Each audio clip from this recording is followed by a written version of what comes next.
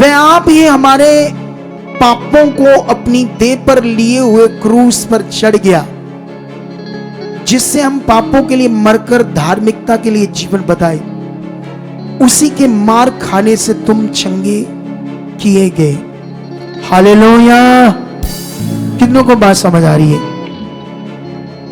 Bible ये कहती है कि उसने तुम्हारे सारे अपराध, पाप, मौत, सजा को अपने ऊपर लिया, क्रूस पर चढ़ गया, ताकि तुम आप अपने पाप के जीवन से मरकर किसके साथ धार्मिक जीवन बिताओ?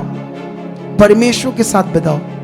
और जब ये तुम जीवन जब बिताओगे तो वो जो तुम्हारे लिए उसने कोड़े खाए, मार खाई, कोई बीमारी, कोई हालात, कोई शैतान का प्रभाव तुम्हारे ऊपर रह ही नहीं सकता।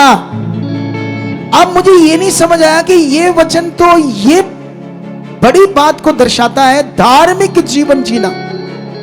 ये वचन तो इसको बता रहा है, लेकिन इसको एक कपड़े पर लिखकर प्रार्थना करके लोगों के हाथ में देना, इस वचन का कनेक्शन मुझे समझ नहीं आया। क्या कर रहे हैं हमारे लोग?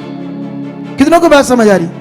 बाइबल कह रही है कि तुम्हें अब अपने पापों, वो इसलिए उस क्रूस पर चढ़ा, उसने कोड़े खाए, मार खाई, तुम्हारा पाप उठाया, तुम्हारी सजा को अपने पर लिया, ताकि अब तुम पाप का जीवन, पुराना जीवन, गलत जीवन, जो तुम्हारा शारीरिक जीवन है, उससे तुम मरकर धार्मिक जीवन, धार्मिकता का जीवन किसके साथ जियो? जब तुम ये जियोगे तो वो कोड़े खाने की जो पावर है तुम्हारे अंदर काम करेगी, कोई बीमारी नहीं रहेगी। अरे भाई, तुम ये जीवन तो वो जी नहीं रहे, हाथ में कपड़ा है और वो शरीर पर लगा रहे, शायद इसको लगाने से हील हो जाएंगे क्योंकि इस पर लिखा हुआ है। वो वचन लिखने के लिए तो है ही नहीं कपड़े के ऊपर, वो तो तुम्हारे मन की चीज है, पूरा करने के लिए अंदर। कितनों को बात समझ आ रही? और हजारों लोग चंगाइयां पा रहे। हालेलुया।